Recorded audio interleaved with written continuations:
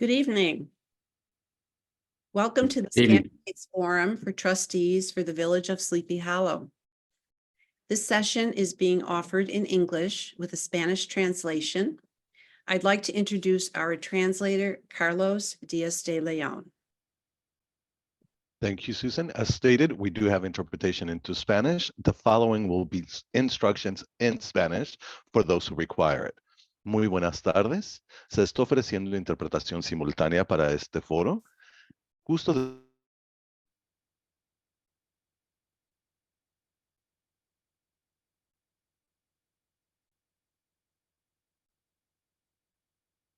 So we'll wait for Carlos to give his Spanish instructions, and then he'll come back out when he's finished.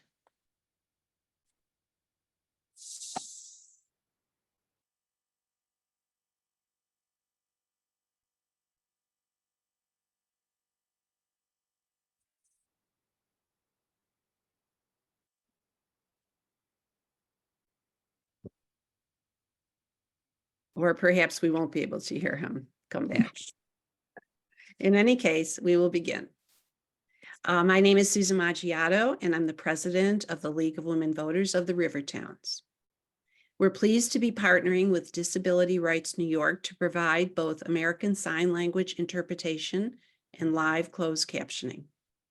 To see the closed captions, you can click the three dots on the bottom, the three dots button on the bottom of your screen labeled More, choose Captions and Show Captions.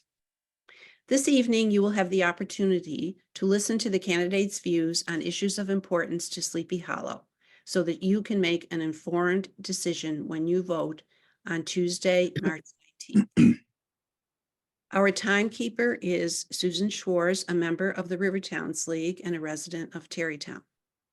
Our moderator is Marcia Brewster, and in keeping with league policy, she is not a voter in the district. Ms. Brewster lives in Hastings-on-Hudson and is a member of the Rivertowns League. She is also president of the United Nations Association Westchester County chapter and is an experienced league moderator. We are pleased to have her with us tonight. A word about the League of Women Voters. I'm sure you know the League is a voter service organization, and indeed we are. That's been our mission since our founding in 1920 after women got the right to vote. But we are also an advocacy group. We lobby our legislators on public policy issues, whether at the local, state, or national level. How do we arrive at our positions? By member study and consensus. Our positions represent the views of our members.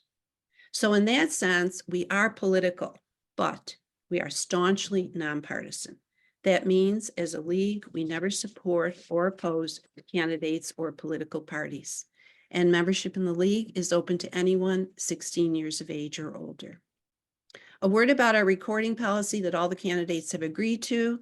Only the entities authorized by the league may record or live stream this forum. Only licensed media, which includes TV, radio, and newspapers, are entitled by FCC regulations to air portions of the recording. Anyone else who broadcasts or streams the recording must do so in its entirety. This is to ensure that the content of the forum will not be manipulated in any way to create false or misleading impressions of any candidate. The forum will be recorded and available for later viewing on our YouTube channel, LWV Rivertowns. You can also go to our Rivertowns League website and Facebook page for a link to the location. One more thing, there will be no audience participation tonight. The questions the candidates will be answering were submitted by members of the community, either when they registered for the forum or by email to the league. A committee of league members met yesterday to review the questions. Our role was to organize them and in some cases combine questions on a similar subject to include as many as possible. With that, I will turn the meeting over to the moderator, Ms. Brewster. Unmute. Thank you very much, Susan, and I'm delighted to be here. I've lost my. Good evening to our candidates and our viewers. It is my pleasure to be here. In accordance with league policy, I am not a voter in this district. Before we get started, I would like to go over the ground rules. The order of opening statements has been determined by lots that were drawn before the meeting. The order of closing statements will be in the reverse order as the opening statements. The order in which candidates will respond to questions will be rotated by the moderator to assure fairness. Throughout the forum, no comments of a personal or abusive nature will be permitted. The moderator will rule this out of order. The allotted time for opening and closing statements is 60 seconds. The timekeeper will indicate when 30 seconds remain in the allotted speaking time and again when the time is up. Questions from the audience were submitted prior to the candidates' night by email and electronic form. The audience will not be able to submit questions during the live event. These questions have not been shared with the candidates prior to this evening's forum. The moderator will address each question to each candidate, and each candidate will have 1.5 minutes to respond. The order in which candidates will respond is rotated by the moderator to ensure fairness. Question response times will be strictly enforced. A timekeeper will be visible on screen who will alert the moderator and candidates when 30 seconds of response time are remaining and when to stop. A candidate will be allowed to finish a sentence once started. Each candidate will be allowed 1 rebuttal in the course of the event. Rebuttal time is limited to 30 seconds. There will be no responses to rebuttals. During closing statements, the moderator may grant a 30-second rebuttal if the moderator deems it appropriate. The candidates will not interrupt one another or the moderator during the forum. The moderator will have the authority to pause the proceedings to enforce the ground rules and format. Except for time limits, the only restrictions on candidate statements and answers are respect and civility. Now we will proceed with the candidates for trustees for the Village of Sleepy Hollow. Let me introduce them in alphabetical order. Lauren Connell, Jim Husselbee, Jim McGovern, Matt Presseau, Pat Sheeran, and Charles Zekus.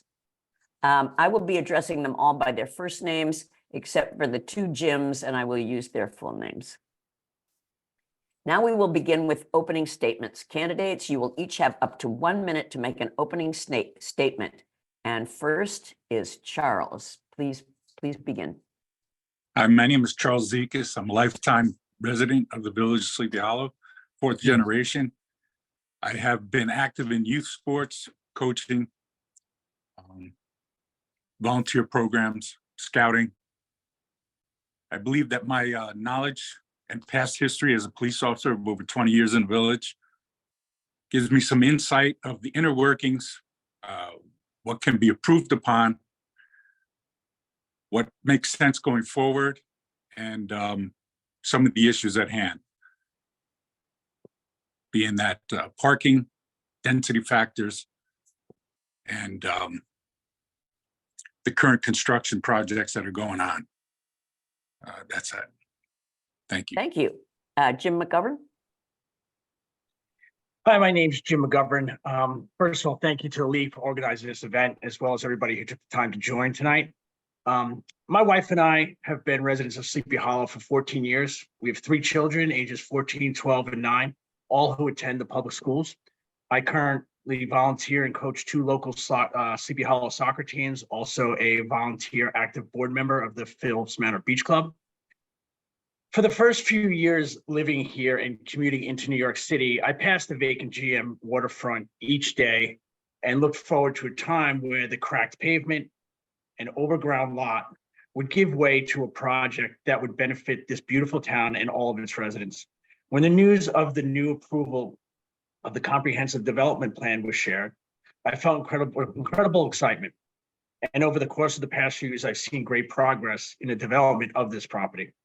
I'm here today and running for trustee because I want to ensure that the progress does not stall, that the comprehensive plan is completed, including all athletic fields, skate park, green space, roadways and bridges that will connect all the neighborhoods within our village. If elected, I will strive to complete these goals, among others, in a fiscally responsible manner, one that does not result in increasing taxes.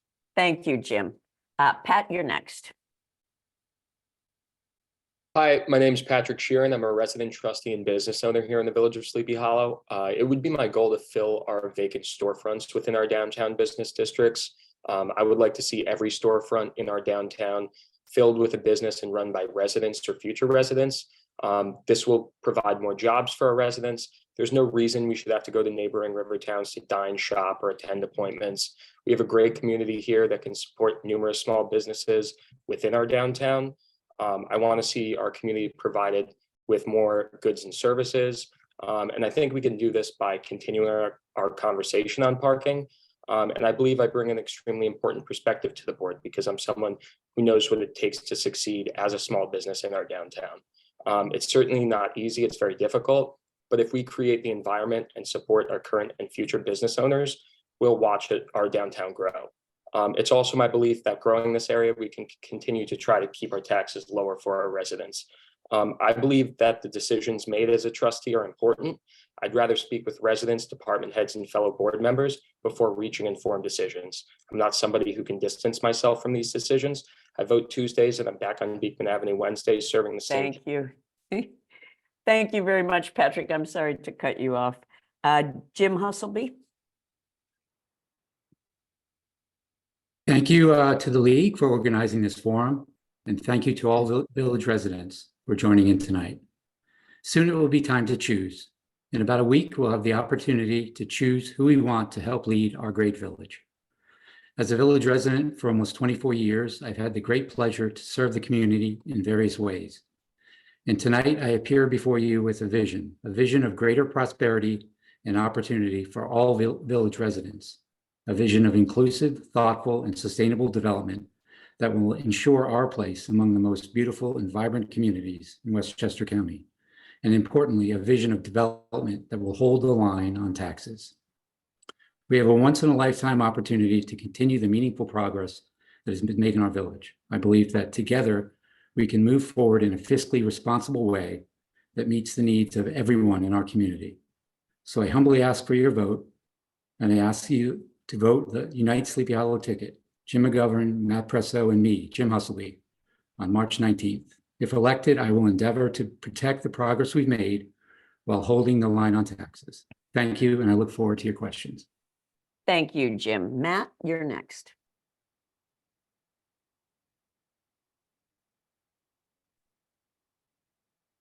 Hi, I'm Matt Presseau. Westchester born and raised, 914 in the house. I'm originally from White Plains. I'm a lawyer. I've lived in Sleepy Hollow for 10 years. Moved here with my wife and children, both of whom attend WI.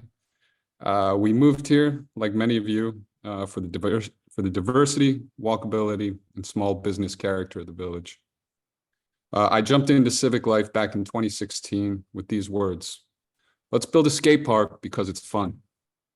When I said those things, I wasn't expecting much, but eventually I was chairing the skate park committee.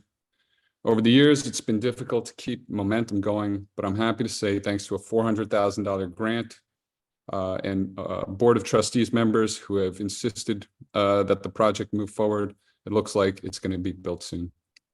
This is great, and I love fun, but there are more important projects we need which have stalled, including moving the Department of Public Works to the east parcel out of the flood zone on River Street, and building a second vehicle exit from the edge on Hudson development. Both of these are critical to the safety and health of the village. I'd like to see these projects that are currently on the drawing board move forward, and that's the primary reason why I'm running. Hope to talk about other reasons why I'm running over the course of the evening, but my time's limited here. Thanks. Thank you, Matt. Lauren? Thank you. I'm Lauren Connell. I'm a trustee of the Village of Sleepy Hollow, and I work as an in-house regulatory and compliance attorney. My professional experience prepared me well to be a trustee and to support discussions on our legal code. The other important thing to know is that compliance attorneys are problem solvers. We break challenges down into parts and we figure out how to move forward given available resources. But that's not why I'm asking for your vote here tonight. I live in the village with my spouse and 3 young children. You can see me walking with 1 or more children, running daily. I chose Sleepy Hollow because I wanted to live in a vibrant community. Then I moved here, and I find that often when we have guests or we want to shop or eat, we have no choice but to go to Tarrytown. Why is that? I want my children to grow up in a community where they can walk to visit their friends in other neighborhoods safely. That's not true today. I want to live in a vibrant community where we all get out to visit shops, restaurants, parks, and we enjoy community events. We have more progress to go here. And with prioritization and planning, we can make that progress happen while keeping taxes low. But we can't do it all. And these goals guide every decision I make and why I am asking for your vote tonight. Thank you, Lauren. I didn't see the 30-second sign for the last 2 candidates. Is the, Yeah, I just, it was not very long. I just flashed it. okay, all right. So at least you're still there. I just wanted to check. All Still right. there. Now we will begin the question and answer period. Each candidate will be given an opportunity to answer each question, and we will rotate who answers first. You will each have up to 1.5 minutes to respond. The first question: what expertise do you bring to the job of trustee at this particular time in the history of Sleepy Hollow? And Jim McGovern, you are first. Thank you. Listen, the expertise that I bring to this is I've been a member of this community. I've been a volunteer member of this community for a long time. I truly believe that anybody up here who says that they are an expert in everything is incorrect. What I have done as a leader in other parts of this community is been very good at being able to identify who is the expert in what field. I'm also open to listening to all and everyone's ideas. But again, really collaborating with everybody else and coming up with a solution that really benefits the entire community, not necessarily what I would want, but what the entire community wants. Thank you. Pat?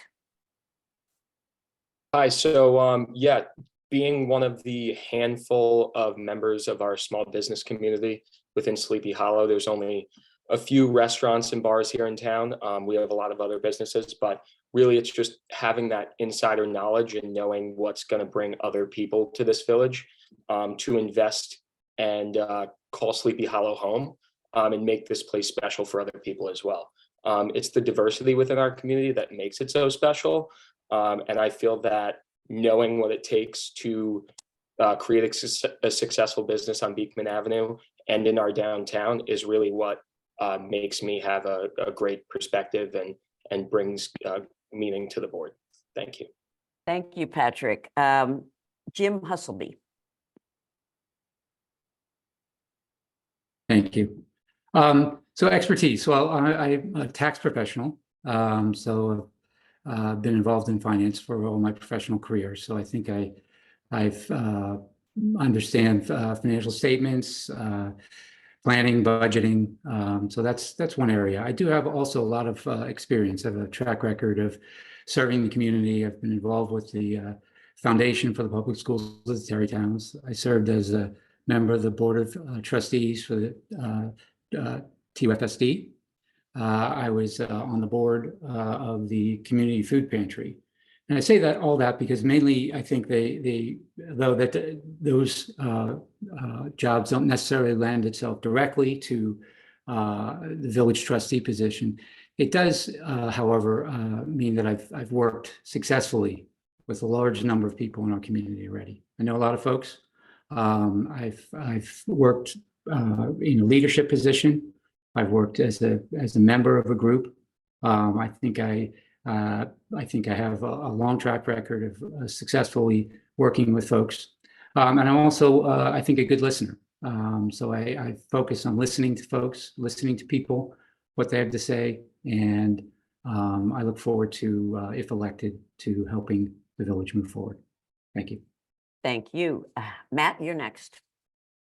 Well, I've been an attorney for more than 20 years, 25.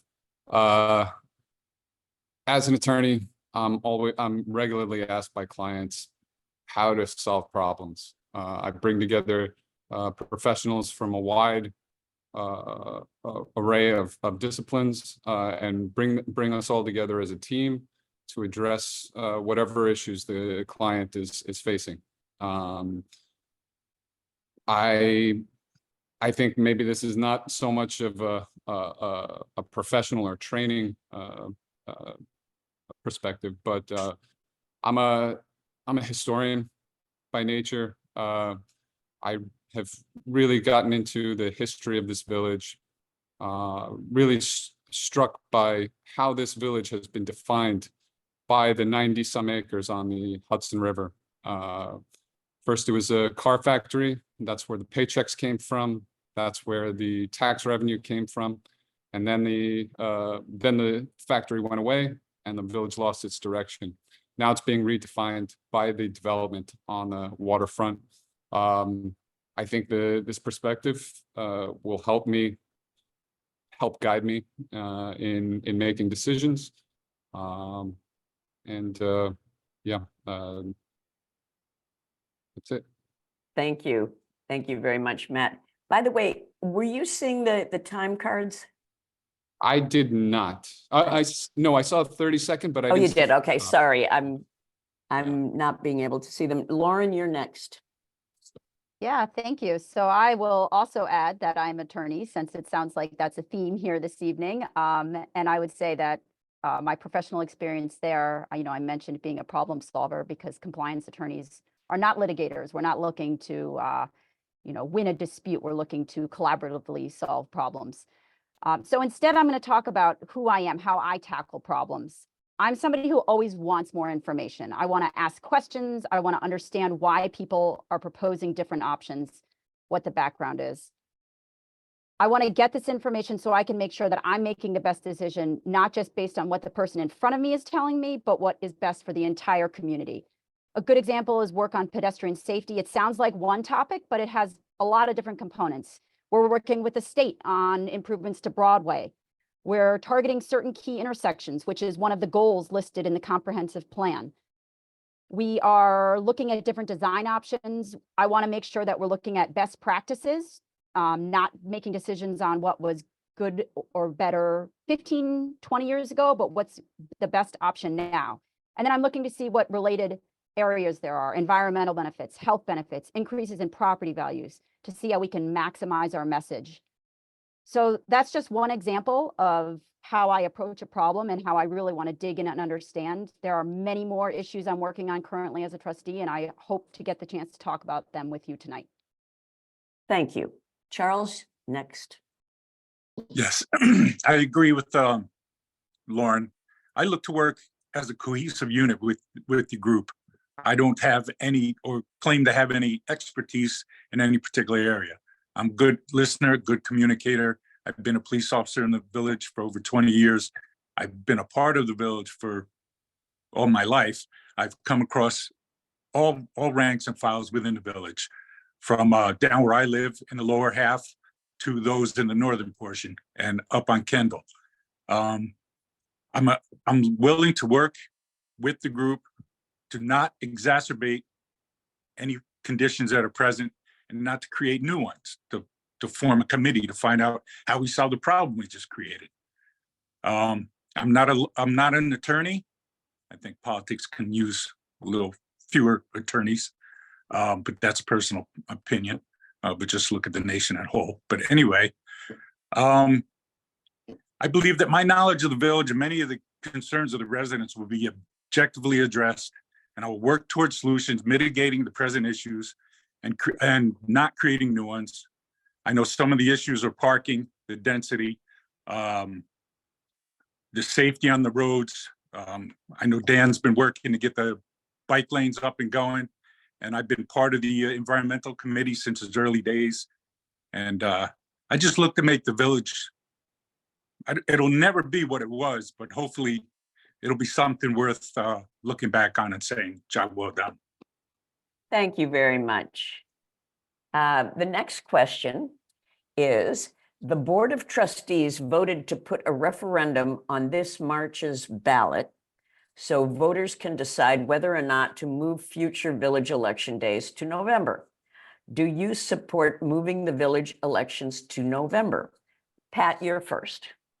Hi, so from my perspective as a trustee currently, when residents reach out to me in large numbers and respond to me and say, hey, we'd like an option to do something, that's something in my position, I can't tell them no, nor would I.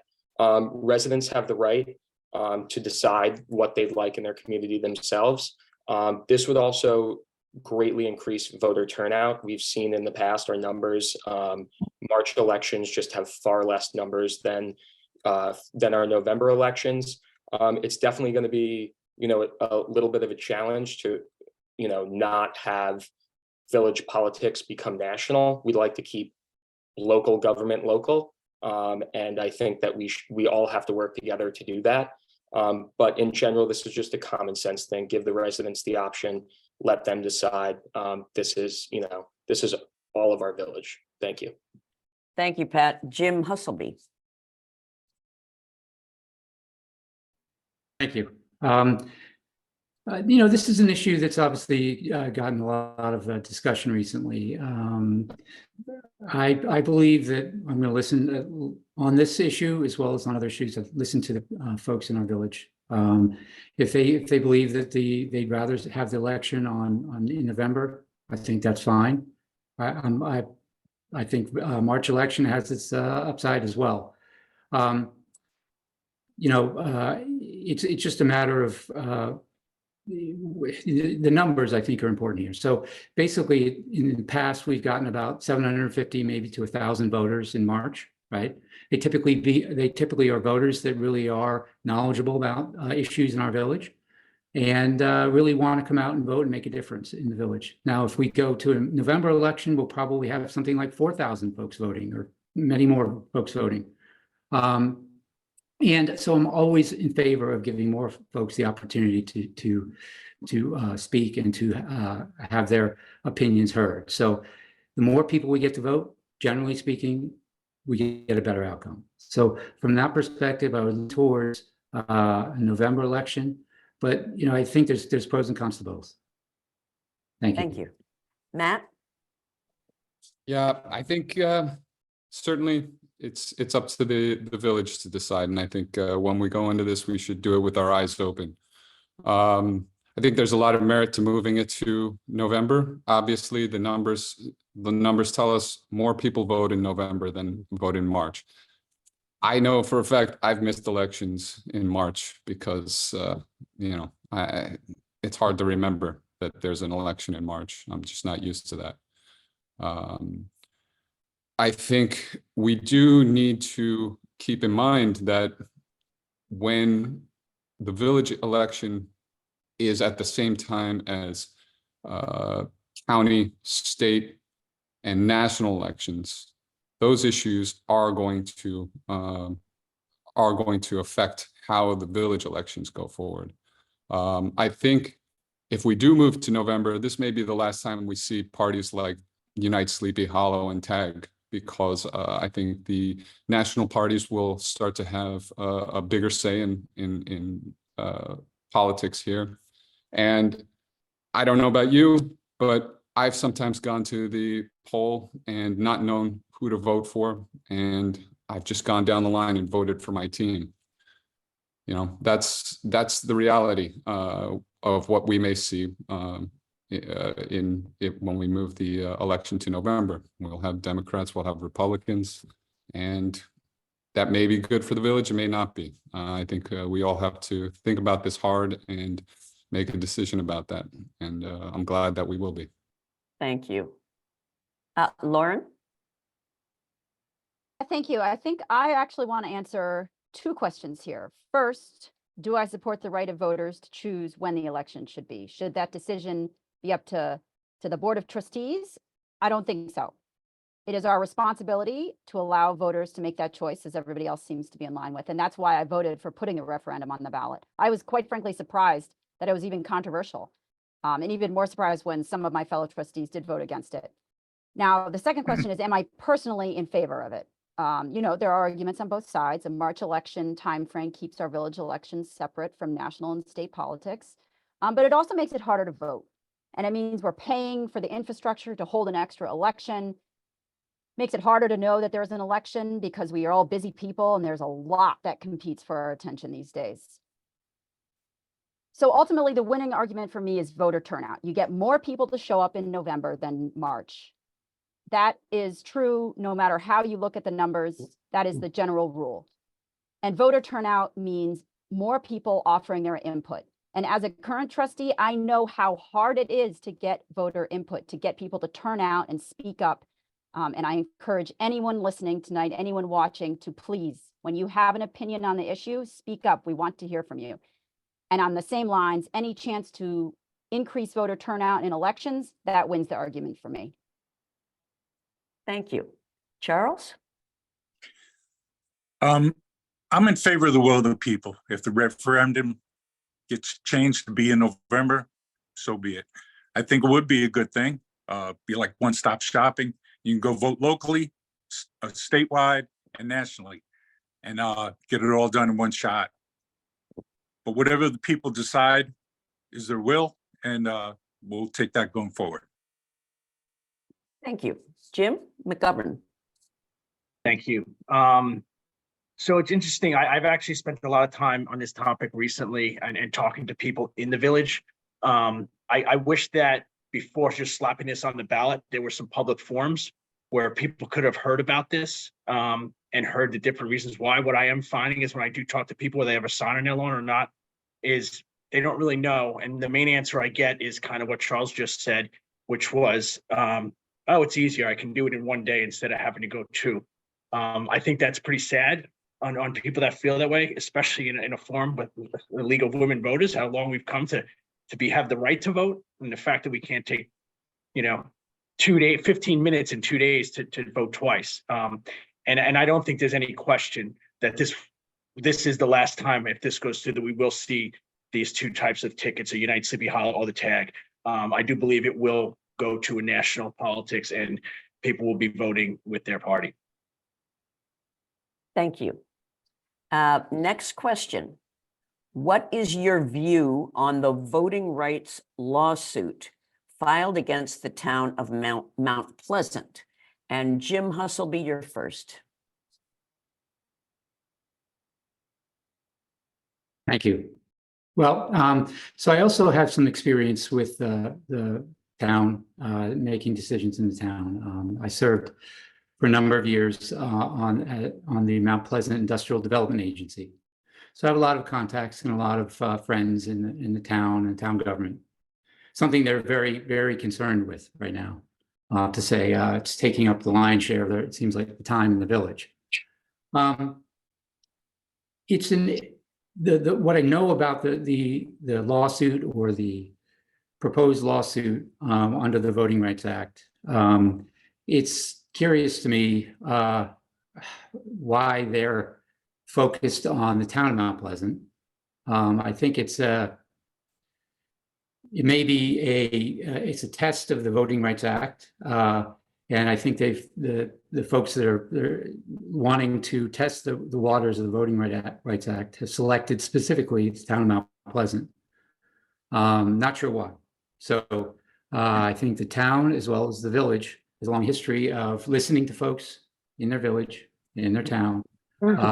I know for sure that the folks in the village will listen to anyone. They'll listen to anyone in the village that has a good idea, and they'll do their best to implement good ideas. So remains to be seen. It's going to be a large burden on the town. I know that.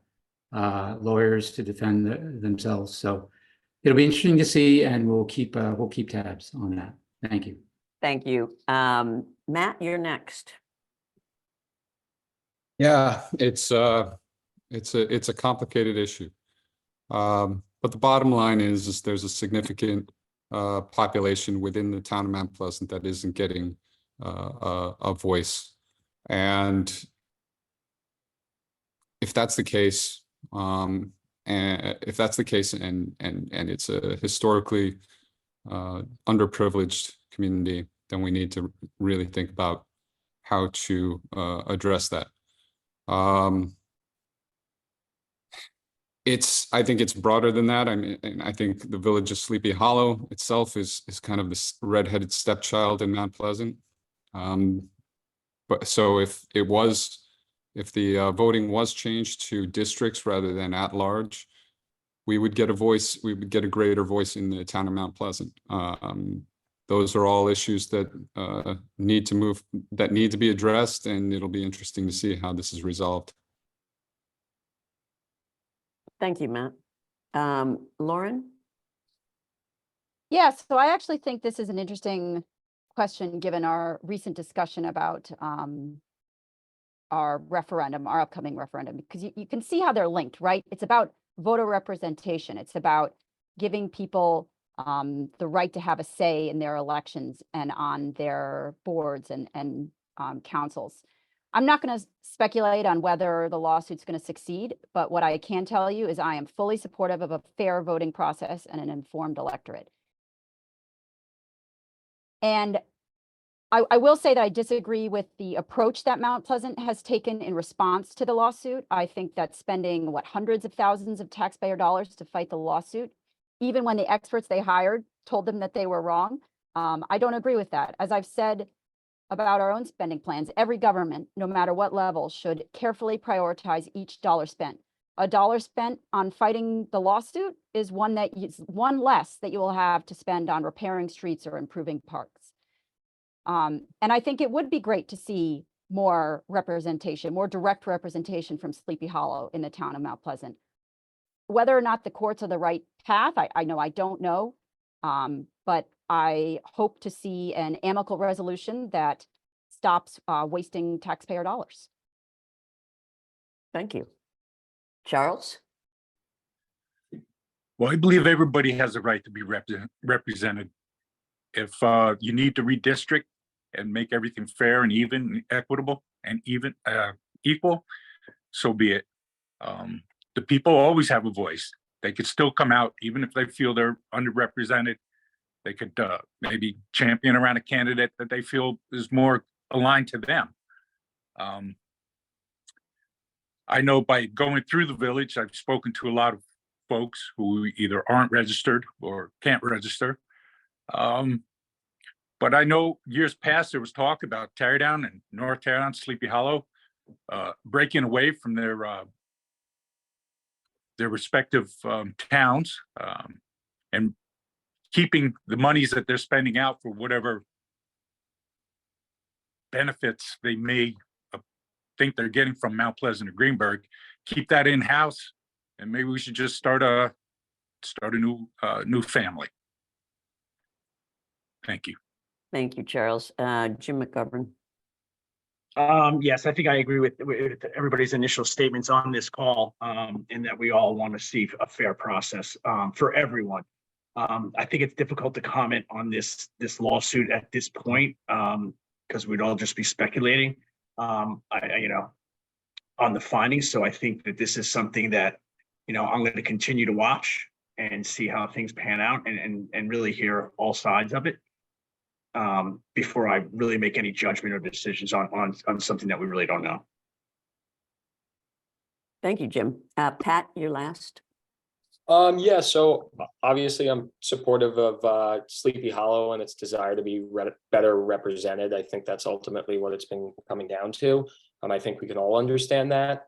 But, to further expand, ultimately, I'd like to see the town of Mount Pleasant not waste taxpayer money with multiple attorneys and, get findings that they ultimately don't like. But then again, I don't have a legal background and it still isn't decided yet. So, keep a close eye on this and, watch this and see where it goes, but always support the village's residents and the direction they want to go, and should always support them wanting to be represented. Thank you. Thank you, Patrick. Next question. A number of questions were submitted regarding high taxes, the debt ceiling, and major expenditures like the new DPW facility. What are your ideas about balancing taxes and services? And Matt, you're first. Balancing taxes and services. Well, obviously we can't spend money we don't have. There's a question, I think there's questions about specifically on the the kind of bigger ticket infrastructure development projects, particularly the DPW and the access bridge out of the edge. When these projects were being developed, the idea was that the fees and tax revenue coming from the new edge development would help support that. I think things have gotten a little bit thrown off schedule because of COVID. A lot of residents over there in the edge have just moved in now after a 2-year delay. So we're seeing a significant delay in those fees and those taxes coming in and hitting our coffers. If they were, I think we'd be having a very different conversation right now. So I think the question is, how do we, when will that revenue start coming in? And when will we be able to start applying it towards the big ticket development projects that we really need? You know, the DPW is currently in a flood zone. If we get hit with a Sandy, it's going to be underwater. It really does need to be moved out of there for health and safety purposes. And the same thing with the bridge. The bridge is a health and safety issue for the edge residents. Thank you, Matthew. Lauren? Thank you. Yeah, thanks. So I actually wanted to clarify one thing. You actually can spend money you don't have. It's called a bond, and it works like a mortgage. And the village took out a 35 million bond about 3 years ago to start paying for the East Parcel, for the development you've already seen there. The payments for that bond started last year, and they added over $2 million to our budget, you know, our $32 million budget. So as you can imagine, that made a big difference. Building a new DPW would be another 30 million bond or so and put us further in a deficit. So let's break down where we are by looking at the last 10 years, where we are now, and the next few years. For the last 10 years, we've been told that we can afford whatever we wanted. Very ambitious projects without tax increases. That's not true. Our growing tax base is based on a new neighborhood, Edge on Hudson. It's not an endless fountain of money. It's residents, it's neighbors, and they deserve the same level of ongoing maintenance for village, police, parks, playgrounds. That costs money, and our additional tax revenue is going to go there. Second, we did not do a good job over the last year of prioritizing. We laid out a lot of really ambitious goals, but we didn't figure out what we could afford to do. We said yes to almost every request for money, and our budget expanded and our debt grew faster than our tax base. So we have a deficit now. We can manage this, but we have to change our approach. We have to slow it down. We have to prioritize. We have to plan. If we do that and follow Mayor Martin's lead here, in the next 3 to 4 years, we will be much better positioned to afford larger projects that include significant capital spending, including a bond, which is spending money you don't have, as laid out in the comprehensive plan. Thank you. Thank you. Charles? I agree with Lauren. Spending money you don't have doesn't always end well. The size and scope of some of the things, the DPW garage wanting 73 bays, I think that's a little absurd, a little more than really is needed. You have to rein in the spending. You have to focus on what's really important at this time. Don't put all your eggs in the Edge on Hudson basket, because that's not going to do the entire community any good. It's going to frustrate a lot of people. As far as the flood zone, I don't think the water gets all the way to DPW garage now, but moving it, if that was included in the developer's plan and they were going to pay for it, as well as the dismantling of the Beekman Avenue Bridge and the building of the new bridge over the tracks, then maybe we should hold them to that and not put the onus on the taxpayers. There's a lot of people that don't come out to vote because they work more than one job, especially down in the lower half of the village, where you have the, middle class and the backbone of America, basically. So let's not try and break their back with some dream projects that may not be necessary to the scope that they were presented. Thank you. Thank you. Jim McGovern? Yes, I understand what people are saying is that, you don't want to spend money you don't have, but there's a plan to take out what Lauren had mentioned, take out a mortgage, and there is a plan to pay it back. Whether those tax revenues from the edge got delayed a little bit, they are coming back and they are going to be there. I know that Lauren had specifically mentioned, somewhat of a deficit. I think that's hard for us to see. Usually this stuff is posted on the website, but we still haven't even seen the village financial statement from 2023. So again, some of these things are not there, but overall, I believe that this village and this community voted on and pushed you a comprehensive plan that everybody was in favor of. To get 75% or 80% there, and now just leave a pile of sand sitting on the east parcel and not continue forward with it is not the right decision. I do think that the village has the money and the means to pay for it, and I don't think it's financially irresponsible to do so. And then lastly, what Matt had said also about the floodplain for the DPW current site, that it is there because it's a possibility. And then you open up a whole nother can of worms if that does get flooded and you're leaking oil and everything else into our Hudson River. So it needs to be moved. Thank you, Jim. Pat, you're next. Yeah, so currently we are in a deficit. Just to expand on what Lauren said, a comprehensive plan, it's not a timestamp checklist. So we want to get everything done. We are in agreement that this comprehensive plan is where we want to go. But we're not going to be able to complete the things that we see every day if we go ahead and build a DPW tomorrow. You look at Statue Island here as you're driving into town past the cemetery. These are projects that we're going to have to look at and forego and say we can't afford these right now. The bulkhead at Ichabod's. These are places that we will have to look at and say we can't afford that right now because we've committed right now to pay for this DPW. It's in the plan. We can afford it down the line. It's just the careful planning to do that. The current mayor has brought on a new treasurer. She's working to get us all the information that we need to move forward responsibly. Those statements that you mentioned, Jim. We don't want to increase our debt servicing costs, and ultimately, Edge on Hudson is not a blank check. It's going to be our biggest neighborhood in our community, and it deserves our respect and our careful planning, like Lauren had mentioned as well. So let's take the time and ask them what they need as well, while increasing services and moving forward responsibly. Thank you. Thank you, Patrick. Finally, Jim Husselbee. Thank you. On the issue of a deficit, I have a number of questions. It doesn't, I haven't seen much to explain why there's a deficit from the village leadership.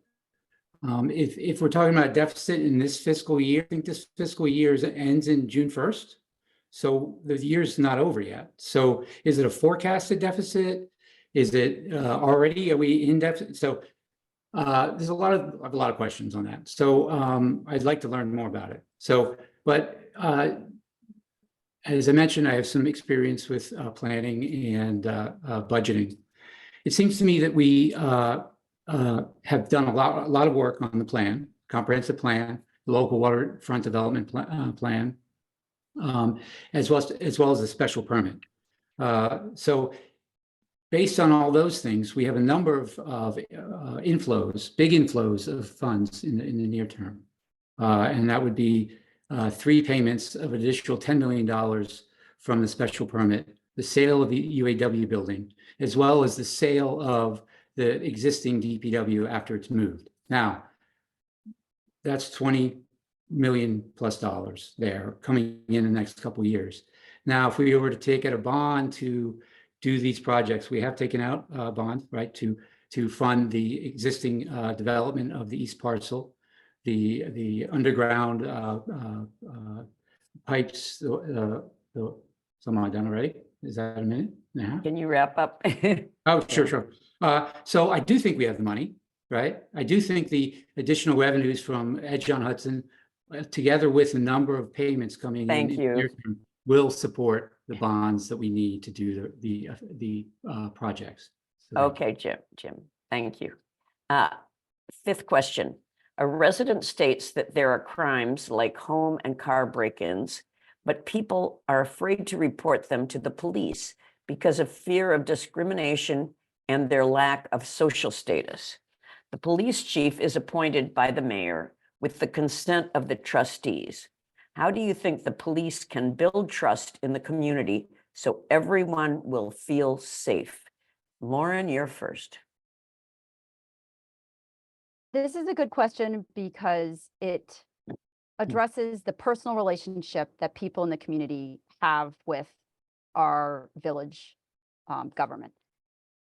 The most important thing is that we support our diverse community. That is the fabric of what makes Sleepy Hollow, including our friends, our neighbors, our family who struggle with their immigration status. When we work to improve quality of life in Sleepy Hollow, we aim to make services available to all of our residents, including native Spanish speakers. For example, when it comes to the police department, when selecting new police officers, we put weight, we give people extra points in the selection process if you speak Spanish for Spanish-speaking police officers.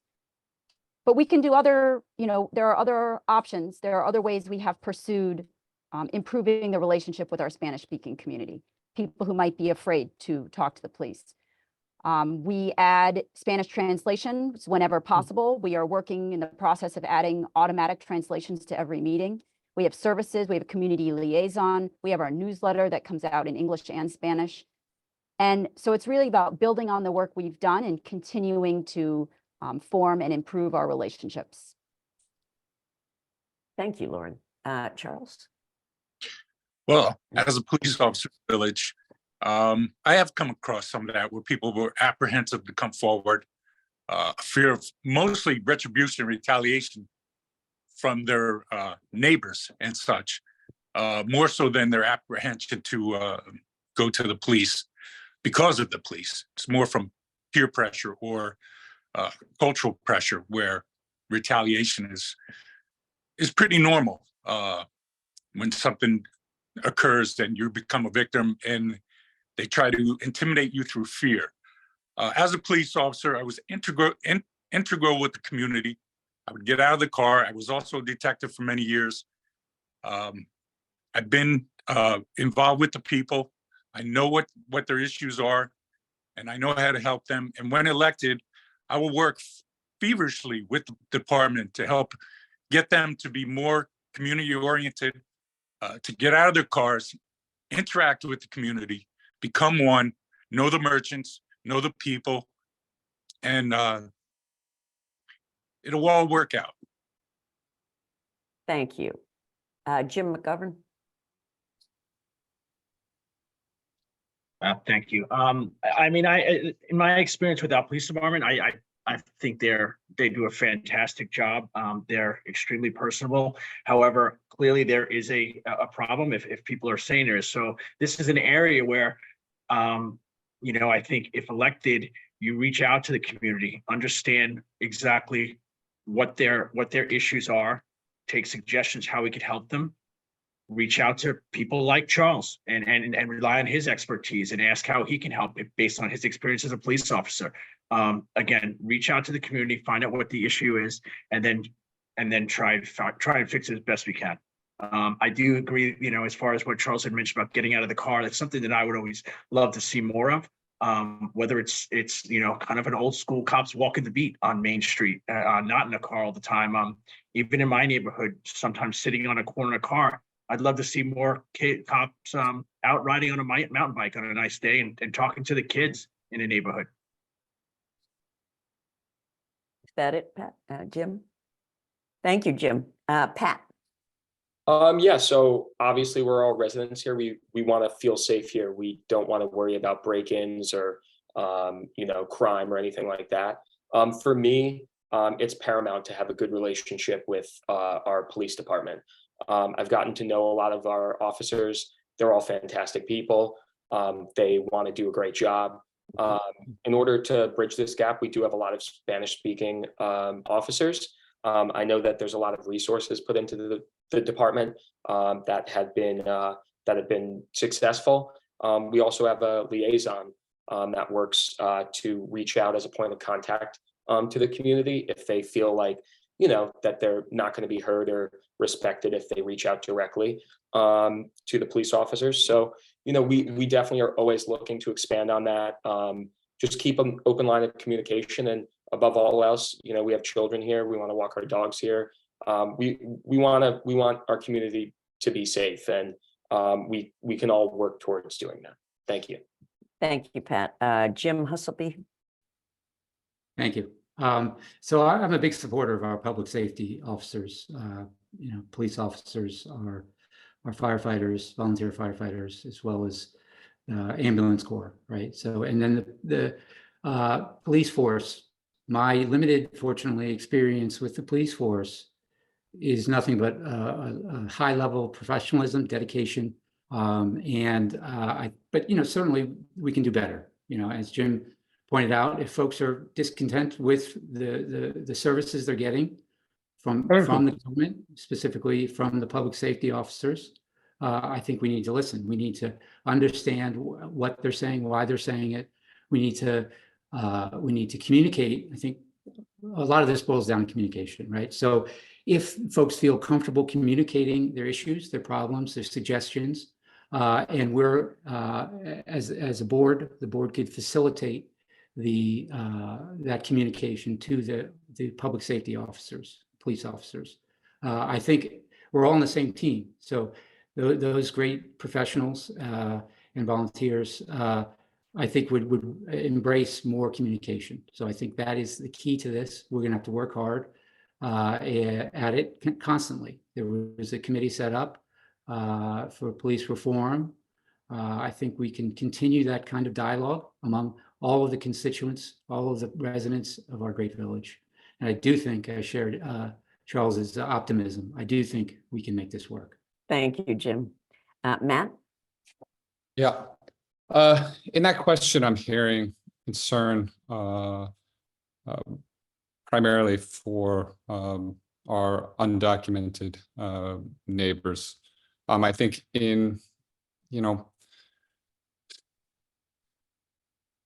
a lot of people feel like they're in a precarious position, and what we need to do is to communicate to them that their status here as a resident has nothing to do with their passport or their how they got here.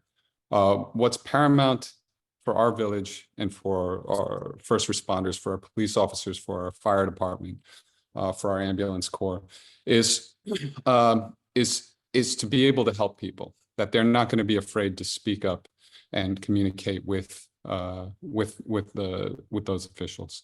I don't know how we do that. I think number one, we have to communicate. I'd like to, if that's an issue, then we need to have outreach to our neighbors and let them know that there is no reason to be fearful of the police. That if they need help, they should feel free to contact them, and that it's not going to have negative repercussions for them. If they need help, we are here to get it for them. And I think that's the simple message we need to send out. Thank you. Question number 6. How would you describe the various neighborhoods of your village, and what do you consider each neighborhood's greatest issues or needs from village government? Charles, you're first. First again, lucky me. Well, we'll start at the southern border. That's been neglected for decades. It was treated, as Matt made reference to, the redheaded stepchild. It's been an area where they figure, well, just leave them there, let them live amongst themselves, and let it be. We'll have a dedicated car for the northern part of town, a police car, and we'll give one to the rest of the village to service and take care of the people. I don't agree with that. The edge on Hudson, we don't want to put the financial burden on them and look at them as a saving grace for all future endeavors, projects that we want to set forth. We don't want to have a fractured community either. We want to have everybody together. We don't want to have just edge on Hudson having a little 4th of July parade down on those streets there, and then maybe a little parade down on Valley Street and up to Cortland, or maybe up in the Manors. We'll march down Bellwood to Peabody. We should unify.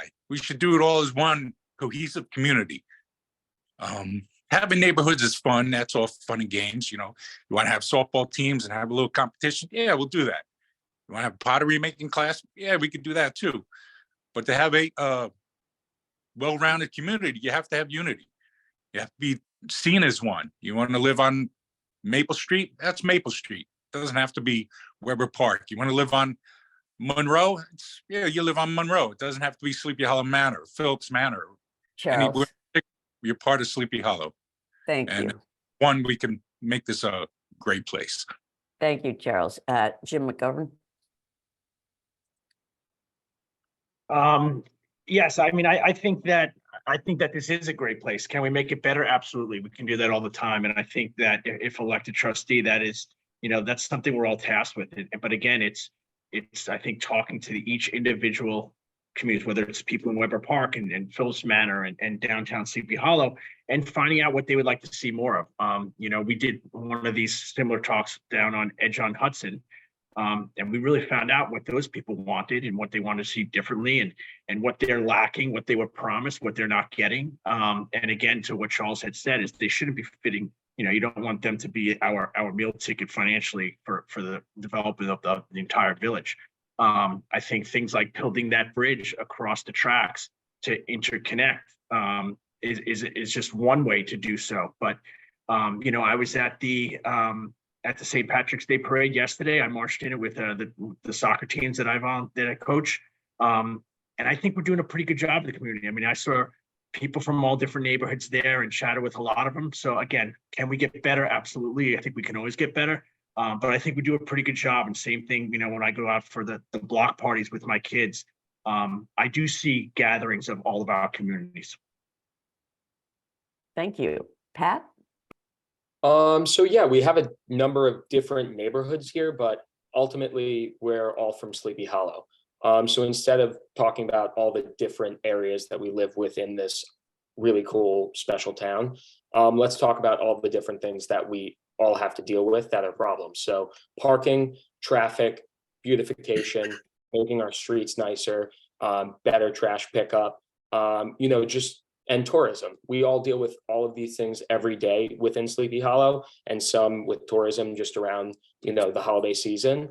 But these are things that bring us together. These are things that we can talk about that get us to a more, unified and ultimately a better position. We want to see better planning, better coordinated events, and ultimately, we're just gonna move forward as one village at the end of the day. Not broken up amongst what neighborhoods that we live in here. Thank you. Thank you. Jim Husselbee? Thank you. Well, I've had the opportunity to speak with a lot of folks from all parts of the village.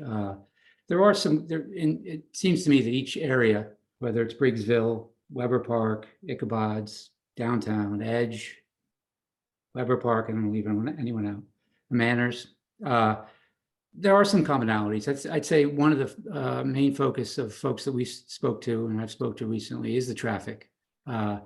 As we finish off the 1,175 units additionally in Edge on Hudson, it's expected to add additional 3,000 folks to our already 10 to 11,000 person village, significant increase. And then the folks that I've spoke with that have been here a long time can remember a lot of traffic coming out of the GM assembly plant. So traffic is certainly a big one. We haven't, I don't believe that we have an adequate traffic abatement solution or process in place. I think that's something that we're really going to have to address. I think public safety is also something I hear from almost every person that I've spoken with everywhere in the village. So again, that we've talked about that. I think communication, accessing for all folks in the village to see what they think, communicating that with the police so that they can do their job. Parking is something that's different, I'd say, in every area, or a lot of differences in every area. So that's also something we'll have to address. Thank you. Thank you. Matt? Yeah. So I think across the village, taxes are going to be a main issue. We do have some of the highest taxes in the country. That's something that we do need to think about, and hopefully can ameliorate. I would guess up in the manors, traffic is going to be an issue. Those avenues are nice and wide, but they're probably also conducive to a heavy foot. So maybe some speed amelioration in the manors. Weber Park, I'm hearing my friends up there, they're getting water in their basements. I don't know if there's something that we can do about that. You know, the water is the Weber Park is built on a slope. The water flows downhill, and apparently it's heading up in a lot of people's basements. I don't know if there's something we can do about that, but maybe there is. The Edge, folks down there telling us about packages being stolen off of their steps. I think that's something that we can help address immediately in consultation with the police department.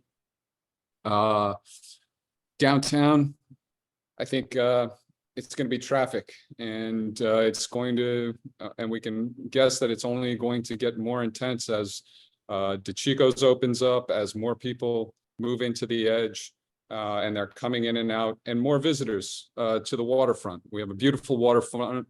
A lot of people are going to be coming down. I mean, if you go down to the Tarrytown side, summertime, the park is full. I expect our parks to be full as well. Thank you, Matthew. Lauren. So we seem to have hit on almost any of the big topics. So I will answer both what is important for the village, what unites us, what brings us together. And then I'm going to mention kind of some key high points, I think, that apply for individual neighborhoods. First of all, I think everybody's interested in keeping taxes low. That cuts across every single neighborhood. Making sure municipal services work, that our DPW is able to provide us services to pick up our trash, our recycling, that happens on time. Making sure our streets don't have potholes, that we stop our water infrastructure from leaking. Parking and traffic, being able to drive in the village, find parking no matter when you want to pick up dinner, managing the traffic that occurs in the fall. And then we're going to have the opportunity to set up a residential parking permit likely in the next 1 to 2 years. And that's going to add complexity, but also be a very strong tool to help us. I think we also need to think about historic preservation. One of the things that makes all of our neighborhoods special is our historic streetscapes, and we want to make sure that we preserve that. Sustainability is another thing that cuts across all neighborhoods, making sure that we are pursuing those goals. In addition, workforce housing, making sure our volunteer firefighters, our ambulance corps members can afford to live here, our working professionals, volunteers. There are different priorities in neighborhoods. I won't get into them because I will run out of time, but there are absolutely specific issues that face each neighborhood, and it's important to focus on them equally as the items that apply and cut across all of the neighborhoods. Thank you. Unfortunately, we only have time for one more question, so I'm going to ask question number 7. Regarding the east parcel, some spaces haven't been planned out yet. What do you think should go there? And are you in favor of a second bridge connecting the east parcel and the Edge on Hudson? Jim, you are first. Jim McGovern, you are first. Thank you. So as far as the comprehensive plans and videos that I've watched, I didn't really see much that wasn't planned for. I've looked at a bunch of them online, so I didn't see spaces that were just left vacant. So that's number one. One of the main reasons that I am running it really is to ensure that job gets finished and not kind of put on hold, and we do 2 or 3 other priorities. It's finish what we started. We're almost there. And everybody that I've talked to, listen, not everybody, but we've a pretty big sampling of people. Everybody has agreed with that, is that they want that finished, whether it's the green spaces for their use, the fields, the skate park, because that's something that, talk about uniting a community as we just did. That's something that all the communities are going to use. the Edge, Weber Park, our kids, adults, men's soccer leagues. So that literally is an area that we will all use. And then as far as connecting the bridge, connecting the west and east parcel, I think is just imperative. For a lot of reasons. Number one, to give those folks the access to that east parcel, which again was part of what they were sold on when buying those properties. And then just the most important thing, which is the safety. If something happened on Beekman Avenue, those people are on an island. So you absolutely need that bridge over the tracks onto the east parcel and then connecting. Thank you. Pat. So, I'm going to go ahead and I'm going to say, let's kick this back to the community, those areas that are not yet totally planned. Space for a community center. Let's talk to people, see what they need, see what they want. It's not up to me. Now getting to the bridge, obviously it's an extremely important issue. We need to go ahead and have that access for Edge residents. Again, going to probably be our largest neighborhood. And really it's for safety. If there's ever flooding or ever a issue down there, that residents can safely get out of there. We can do that by, going to the state, talking to them, looking for funding. These are one of these other large projects that, you go ahead and you put at the front and you're not going to be able to do anything else. Are we going to go ahead and push forward and complete development on a piece of property that's not connected right now to our entire village, that our entire village doesn't use right now? Or are we going to take care of residents and what they use every day right now? That's my plan. I'm going to do what our residents can do right now, and still keep that comprehensive plan within my goals. Thank you. Thank you. Jim Husselbee. Thank you. Yes, I would say first and foremost, I am in favor of moving the DPW from its existing location next to Heron's Landing over to the new east parcel or common. It opens up that whole area where the existing DPW is now for development, which will be a big profit to the village. Will enable us to pay down debt. Will enable us to do difficult things like the bridge out of the Edge. So one of the things that I will say is the bridge itself, all right, is going to be costly. It's going to be some difficult decisions going to have to be made about the bridge, as well as other areas that we want to develop down there. However, funds for transportation grants are available on a state and federal level. So unfortunately, over the past year or so, we've kind of stalled on that area of getting grants, right? So we had a great team in place for many years that worked on grants. We saw that that team was able to get a $4.5 million, or through help of the community and leadership in the village, were able to get a $4.5 million grant for New York Forward. So we need to focus on these grants. We need to make tough decisions. The bridge is imperative. Moving the DPW, though, is first and foremost. And I think we can do it. Thank you. Thank you, Jim. Matt? Yeah, so the east parcel, obviously I want to see the recreational facilities in there. I'd like to see open spaces. I'd like to see kids playing down on the banks of the Pecanico River. All that stuff is really, I go to Barnard, I walk my dog up in Barnard, and that is the liveliest park in our village, or one of the liveliest parks in our village. Go there on a warm evening and it's filled. The volleyball courts, the basketball courts, the futsal court, playground. What I envision is that kind of liveliness down in the commons, and I look forward to that day. There are, of course, much, I guess, more serious questions, moving the DPW and building the bridge. Those are critical. I understand the concern about prioritizing those projects over the myriad other projects that the village needs, that we as residents need. This is an extraordinary moment in the history of the village. these are challenges that no one else is facing, no other village is facing. We do need to energetically step up and meet all of these challenges. We need, essentially we need to learn to walk and chew gum at the same time. The Edge is bringing a massive development. We need to meet that development. Thank you. As well as meet all the other needs that the village needs. Thanks. Thank you, Matthew. And Lauren? All right, where do I start here? There's so many topics here I could go into. So the east parcel and the bridge. Am I in favor of the bridge? Am I in favor of moving the DPW? Yes, of course. These are both extremely important projects that were prioritized in the comprehensive plan, but they do cost a lot of money.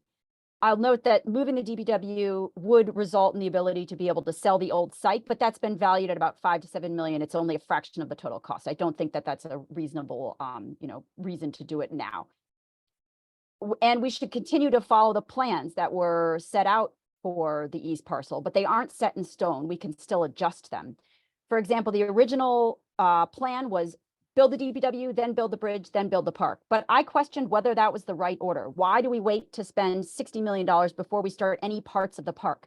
That's why I pushed to start progress on the park. And now we have a tennis court and a skateboard park and a pedestrian promenade that are going to hopefully be starting construction. We already have the RFP out.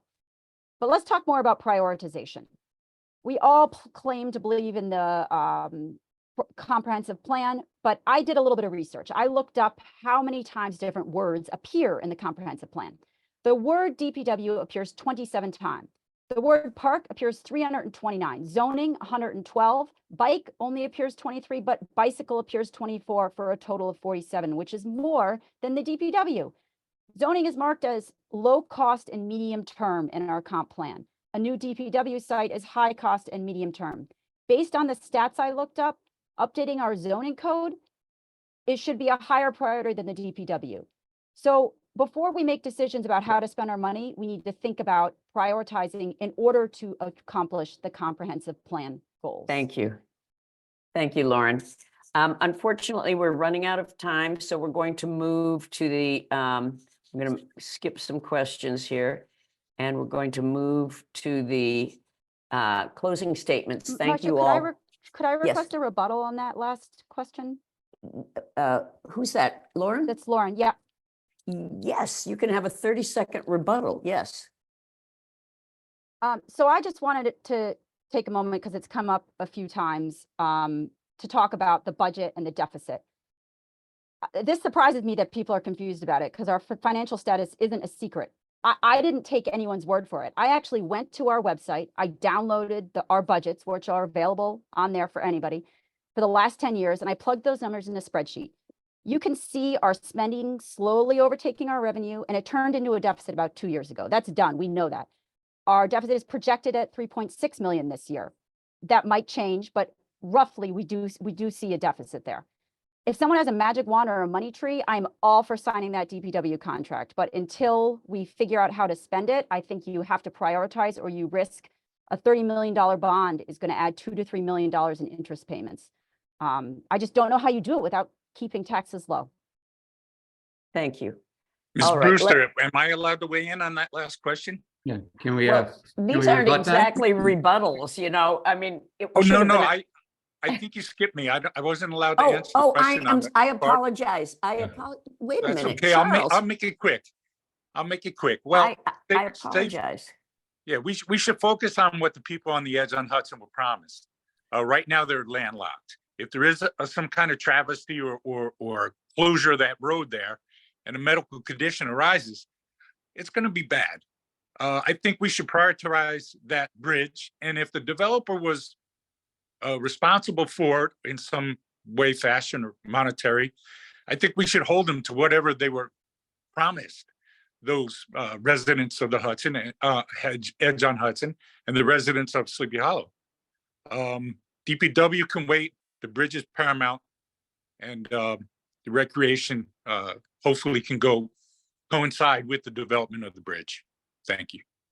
I'm Yeah. very sorry that I That's missed okay. Charles. I That's okay. apologize. Okay, Thank you. James, who's going to make the rebuttal here? Yeah, I would request some time to make a rebuttal. 30 seconds, but it's really Sure. supposed to be against what somebody else said. Yeah. Right, I was going to discuss the deficit. Well, it's my understanding that the deficit is not allowed under state law. So having a deficit last year, and I don't think state law allows, is my understanding, a board to run a deficit. Now you could have an intra-year deficit. So if you had this year, you had a number of projects that went over for a variety of reasons, but deficit's not quite a concept that we have or a term that we use in public funding, right? If we have a project, we want to fund a project, we have to find a way to fund it through levy grants. Thank you, Jim Husselbee. I think we're getting beyond the questions that were asked. So I think we're going to go on to closing statements, if that's all right with you, because we're running out of time. It's 8:23 right now. Thank you, candidates. We will now have closing statements. As I said earlier, closing statements will be given in the reverse order as the opening statements. Each candidate will have up to 1 minute to make their closing statement, and we begin with Lauren. So I'm going to close with an unusual approach. Instead of just repeating my commitment to the comp plan and fiscal responsibility, I'm going to actually tell you a story here. So it is springtime. The flowers are blooming. And if you came to visit my house, you might say, I like that flower as you walk up. In my mind, I'm going to be thinking about the year I planted that bulb, how it was the year I ordered bulbs from the Netherlands, how long they took to arrive, how they compared to bulbs I purchased from other stores, a cost analysis of them, where they're planted, and how this year I'm thinking about going to the local nursery for plants that provide better ground cover and summer flowers instead of planting more bulbs. But instead of all that, I'm probably going to say, thank you. I like tulips. So why am I telling you this? If that's the type of person you want to represent you, someone who wants to understand the details, how things work, who gets into it, someone who's analytic, then I am asking for your vote tonight. Thank you very much, Lauren. Matt, you're next. Yeah.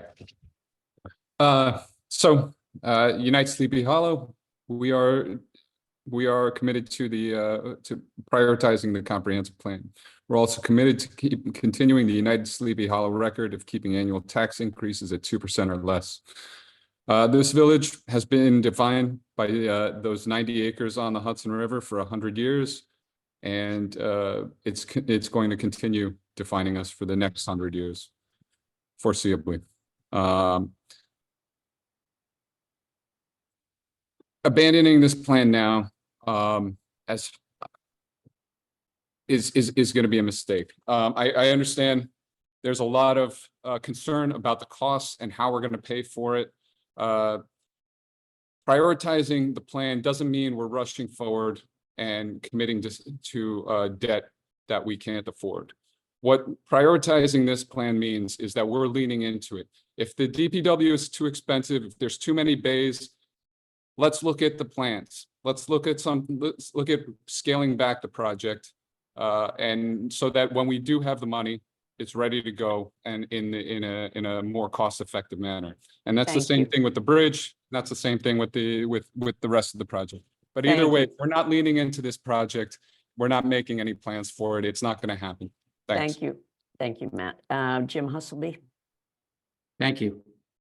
Thanks again to the league, and thank you everyone for being here tonight. It's been a pleasure speaking with you about our village. I want to reiterate my belief that together we can achieve thoughtful, sustainable, and inclusive development in our village. I am a dedicated fiscal conservative, and I have experience working with and leading different organizations in our community. If elected, I will do my best to be a good and prudent steward of your money while holding the line on taxes. Please come out and vote. The Unite Sleepy Hollow ticket, Jim McGovern, Matt Presseau, and me on line B on March 19th. Thank you very much. Thank you, Jim. Pat?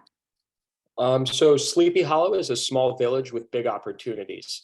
When I was asked about my interest to be on the board, I at first said no, directly after I said, but I think I should. This is not a hobby for me, it's a healthy obligation. I will listen to residents and hear what they have to say. I've proven that by voting to add the referendum to this coming election. I've also done that by voting to enact term limits. something a majority of the population supports. I will always bring a common sense opinion to the table. 4 years ago, my family and I came here and built ourselves a second chance with hard work and help from this unique community. What I would like to do is provide and promote that same opportunity for others. And in doing this, we will create a downtown business area that will service all of our community and revitalize Beekman Avenue. Our downtown is our identity, and it's the gateway to our homes, and it's currently in a transition. It's our jobs to guide that transition towards a place that serves us all. Sleepy Hollow is not just my zip code, it's where I live and where I make my livelihood. Thank you. Thank you, Pat. Jim McGovern?